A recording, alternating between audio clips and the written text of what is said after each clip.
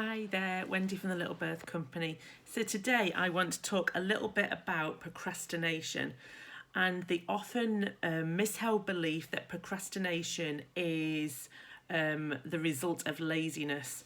And I'm here to tell you, and I hope it's good news, that procrastination is not the result of laziness, an innate laziness within us to not take the actions and not move forward. However, we can look at it that instead of it being linked to laziness, procrastination is in fact driven by negative emotions. So whether that's emotions like fear, anxiety, self-doubt, ones that we can all feel in normal life, and particularly when we're building a business, we can feel those different emotions, that range of emotions coming up for each of us. And if they're left unchecked, left to grow and develop even more, then that can spiral into procrastination. And that obviously can be a real issue when we're building a business. So it's something that we need to be aware of and work through as well. So, the emotions that we feel, those emotions of fear, anxiety, self-doubt, can be so strong that we end up avoiding important tasks altogether, even when we know that by avoiding them, we're only making things harder for ourselves and probably then triggering more of those negative emotions that we're trying desperately to avoid and deal with. So imagine this, imagine that you've got a piece of work to do. Whether this is in your business, in your day job, wherever, and you need to get started, but you're feeling overwhelmed and you're unsure of the steps to take.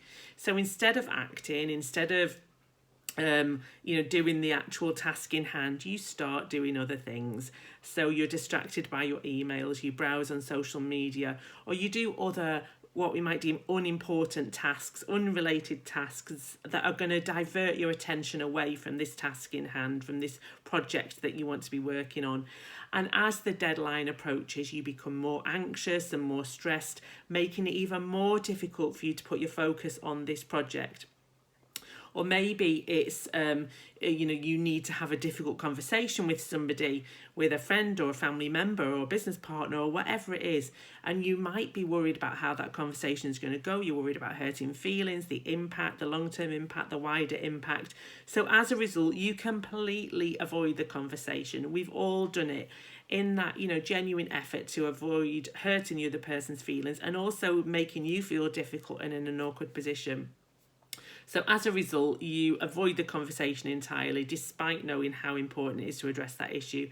And in both of these examples, it is negative emotions, fear, anxiety, etc., that are driving that procrastination. So we avoid the task at hand because it evokes unpleasant emotions that we are unsure of how to manage. So surely just avoiding it completely is the easy option. Maybe not. So this avoidance actually intensifies our negative emotions. It prevents us from progressing towards our goals. And that's why it is so important to understand how to manage our emotions and overcome procrastination.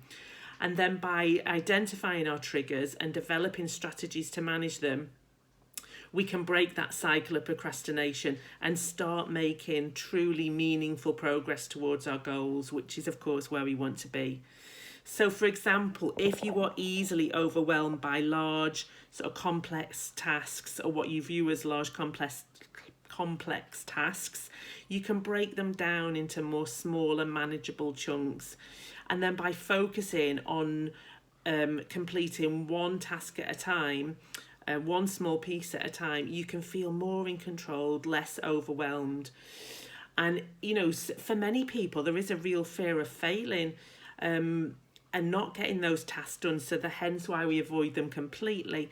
But actually, if we reframe it and we remind ourselves that failure, if that's the word we choose to use, it's just a natural part of the learning process. It's all part of it. How would we ever know the right way or a different way or a better way if we don't experience the opposite? So it's all about reframing it. And instead of striving for perfection, we need to focus on the process of completing the tasks and allow ourselves to make and learn from any mistakes along the way. So now think about the thing that you're always putting off. What is that thing that you know is going to be something that will move you forward? You know it's something important to your business or to your life. What is that one thing? And I want you to figure out your triggers and the negative thought patterns, and then replace them with positive and productive habits. So let us know how that feels. Feel free to put any comments in. Connect with us on our Instagram at The Little Birth Company. And you can visit our website, www.thelittlebirthcompany.co.uk, if you are thinking of training with us. Have a lovely day. Bye.